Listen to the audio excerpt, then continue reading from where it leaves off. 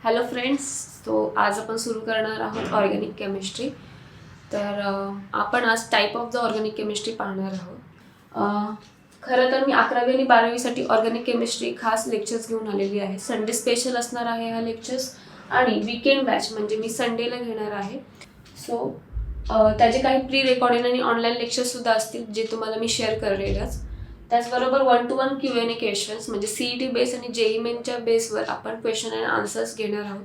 तसेच बोर्ड म्हणजे CBSE board, ICSE board, IS board, ICC board आणि NIOS बोर्ड या बोर्डवर आपण जे काही क्वेश्चन्स असतात ते सुद्धा आपण ह्याच्यामध्ये घेणार आहोत.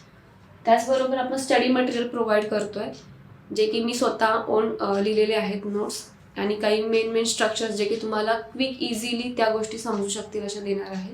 त्याचबरोबर आपण प्रिव्हियस इयर क्वेश्चनसुद्धा घेणार आहोत. सो तुमचं स्वागत आहे माझ्याबरोबर. चला आपण सुरू करूयात लवकरच. नमस्कार, हॅलो. आज आपण सुरू करणार आहोत 11वीचा ऑर्गॅनिक केमिस्ट्री.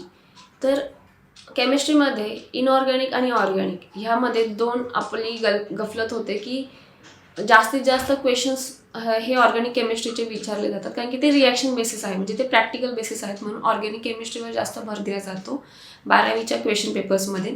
सो पण त्याची सुरुवात होते ते 11वीच्या मेन 8व्या धड्यापासून, म्हणजे 8वा आणि 9वा धडा. 8वा धडा आहे आपला organic chemistry, some basic principles and techniques, आणि 9वा धडा आहे हायड्रोकार्बन्स. तर आज आपण बेसिक्स बघणार आहोत की काय टेक्निक्स आहेत, म्हणजे त्याचा बेस काय आहे. तर आज बेसिक्समध्ये आपण आज कव्हर करणार आहोत ऑर्गॅनिक केमिस्ट्रीच्या. तो आज आपण टाईप्स ऑफ ऑर्गॅनिक केमिस्ट्री पाहणार आहोत. तर चला तर आपण सुरू करूयात. तर टाईप्स कोणते कोणते आहेत? अल्केन्स,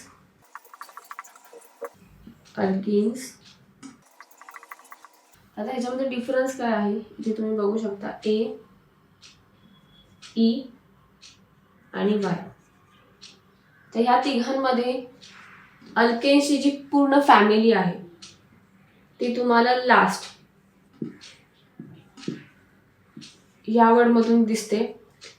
अल्किन्सची जी फॅमिली आहे ती ENES या फॅमिलीवरून दिसते आणि अल्काइन्सची जी फॅमिली आहे या फॅमिलीमधून दिसते.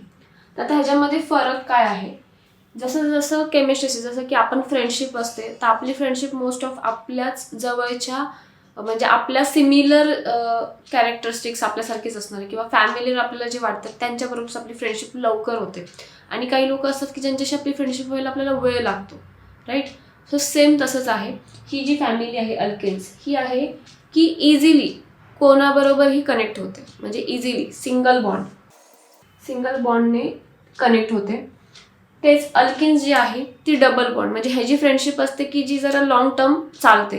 म्हणजे अल्केन्स जसं की आपण जसे 10th स्टुडंट 12th स्टुडंट आपल्याकडे कंटिन्यूमध्ये आपल्या लॉंग टाईम लाईफ टाईममध्ये आपलं ते बरोबर नसतात, पण हां आपली त्यांच्याशी बॉन्डिंग असते, राईट.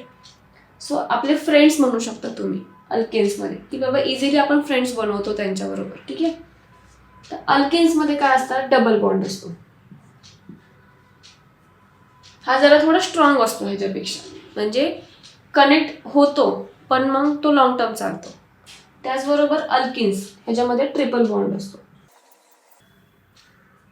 तर ही जी फॅमिली आहे ही बॉन्डिंगमुळे डिफरन्स झालेली आहे. त्याच्यामध्ये फक्त आहे की बाबा अल्केन्स म्हणलं तर सिंगल बॉन्ड क्रिएट करतो, अल्केन्समध्ये डबल बॉन्ड असतो आणि अल्काइन्समध्ये ट्रिपल बॉन्ड असतो. तर ह्याच्यामुळे बॉन्डिंग स्ट्रक्चर जे आहे म्हणजे स्ट्रॉंग, आपण बोलतो की